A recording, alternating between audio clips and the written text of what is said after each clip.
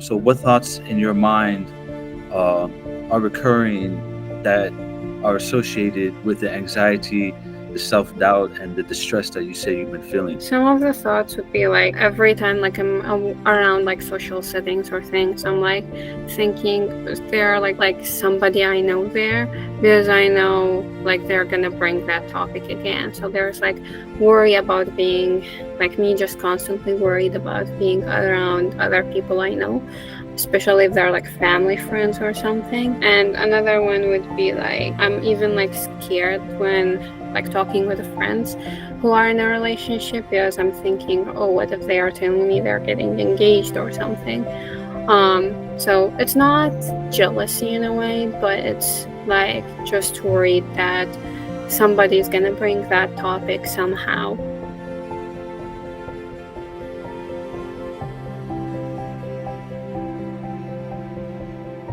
Rania, from your perspective, did you feel, what did you get out of the session? I think one of the things that I felt is like just being heard. That's one. And like just having somebody to like talk to, that's also like something. Because that's like what most people come for therapy for, right? And another would be like just talking about the internalization. I really like that. Like letting the person know that, are you like internalizing these thoughts? Are you putting these thoughts in from your parents, or how are those influencing you? Yeah, I think that's one of the things.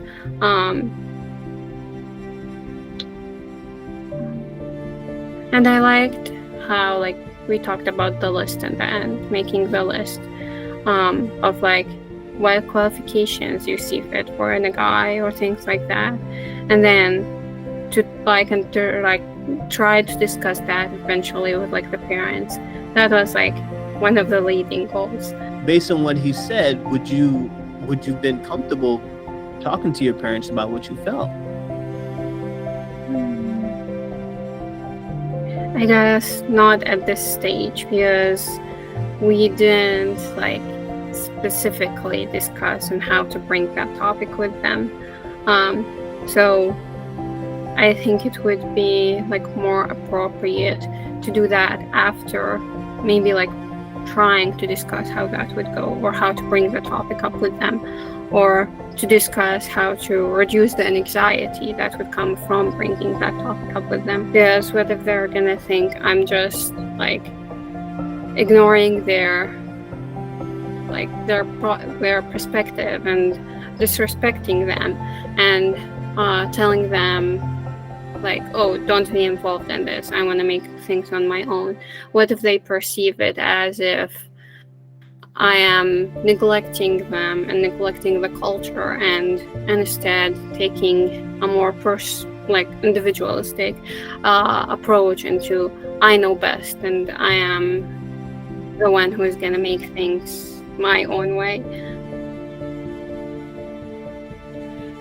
And so the direction that I was going was psychoeducational, because a lot of people don't realize that they have internalized thoughts. They think that their thoughts are objective, and it's more empowering to know that your thoughts, one, are internalized, and that they have a source.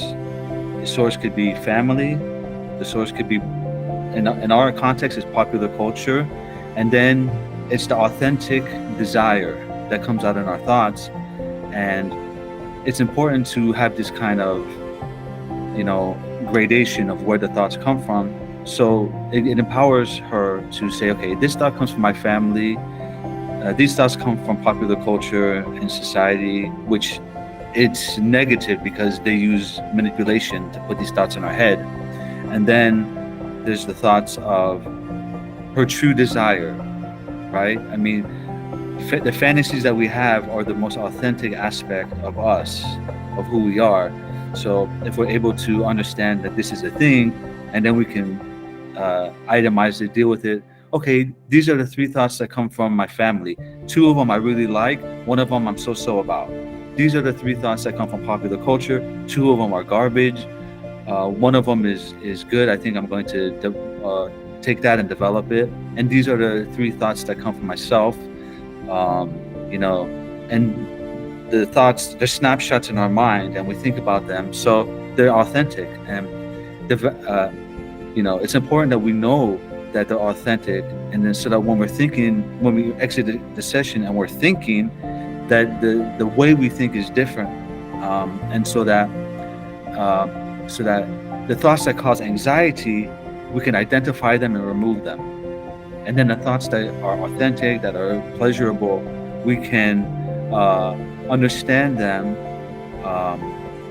and then devise strategies for realizing them, which can happen cooperatively. The thought is, I have anxiety about approaching my parents. I have hesitation about approaching my parents about saying that, hey, you know, maybe I do want to make my own decision, especially on this one. You know, hey, I want to kind of like, I don't want to follow our cultural traditional norm, right? I want to have a say, I want to have a voice. And I'm thinking from her is, how do I have my own voice respectfully, right? Because now maybe in that culture too, what they may say is, oh, now you're becoming too westernized when you want to have your own voice, when you want to have your opinion about your own life. How do you navigate that? Right? So tell her, like she just said, hey, I have this anxiety, right? I've internalized it. I have anxiety about talking to my parents. What would you tell her? I got that. What I got was that she doesn't want to ask them for anything, but they're coming at her with the kind of the implicit manipulative kind of, you know, oh, this girl's married and she's happy. How come you're not married? That's the way parents do with kids, and it's uncomfortable. And I want to. The main thing for me was to frame it as communication over boundary setting.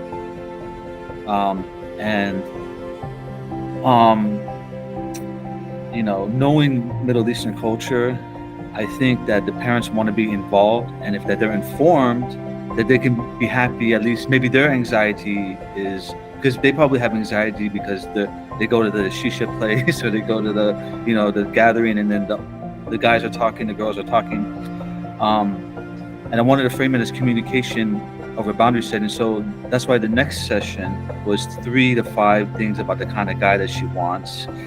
So maybe and also maybe she can share that with the parents. Hey, I like tall guys, I like this kind of person, I like that kind of person. He has to have faith, you know, and the parents will know, and maybe they can bond over it. Also, if she's able to enumerate what kind of guy she wants, she can enter the conversation with them.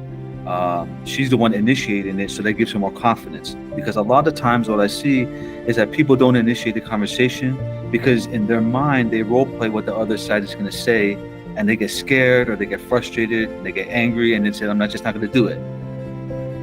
So that's what I wanted to kind of to work on, and this is what I was coming at. Rania? Yeah, I like how in the end he said like have people play it in their head, because I know a lot of people do that, and I have even clients who do that. So I think like trying to like ask them even more specifically, like, oh, so what thoughts pop in your head when you role play that in your head, or what do you expect the other person gonna react as when you role play that in your head? I guess expectation wise, like asking them expectations wise, what would be your expectations, and what do you expect, like the other person gonna react like, or what they're gonna say. I think that's a good approach.